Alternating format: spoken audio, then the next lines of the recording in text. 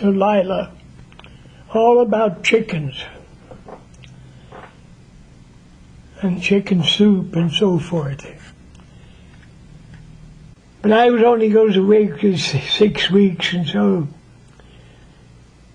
the last day I was going into work early, Mother and Dad had been up what they referred to as dressing chickens.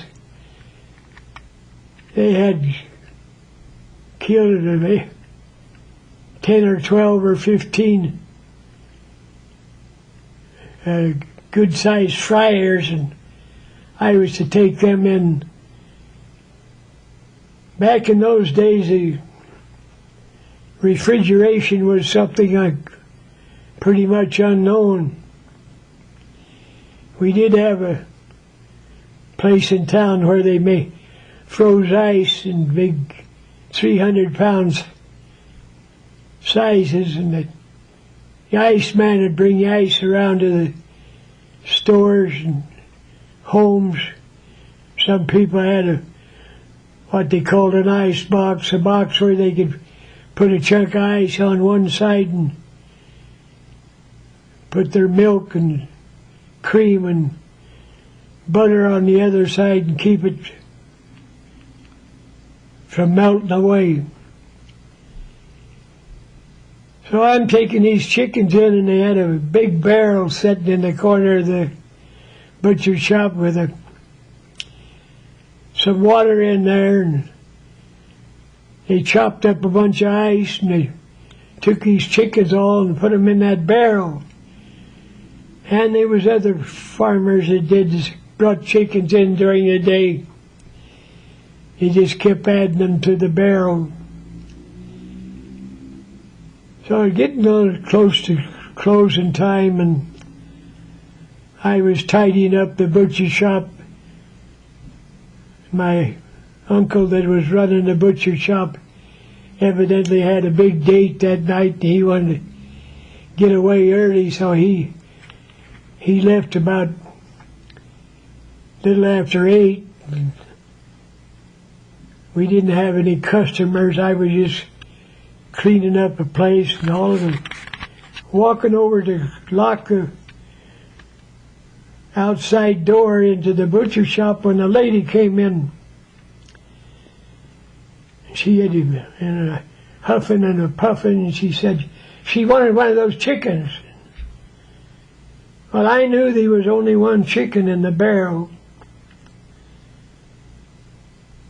So I go over and I stir the ice up, and I get this one chicken lifted up, and as my uncle would have done, and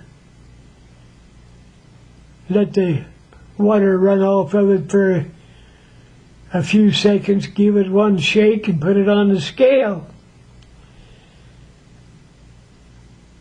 And then I said, well, that's just a little bit under 3 3/4 pounds. She studied a few minutes, and she said, I wanted a bigger one. Well, old smart me, I thought, well, I'll just put this back in the barrels. While I'm over there, I stirred it around and brought the same chicken back and put it on the scale. And that's almost 3 3/4, just about the same. She studied a couple of minutes, and then she says, good, I'll take them both. Oh, what do I do next? I was about to confess to her that they only had the one, and evidently my Uncle Val had got through with his customer and was observing what I was doing. So he come in and he said, no, lady, he said that was a special, only one to a customer this week at that price. So she said, okay, and he went ahead and wrapped it up, and she went on her way, and I locked the door, and he went to his office and was counting his money, and I went in there to get my salary, and he handed me 2 quarters and put his head back and pointed to a sign. The sign said, "Honesty is our policy." I had expected him to give me a what for being so dumb. But I never forgot that honesty is the best policy in all cases.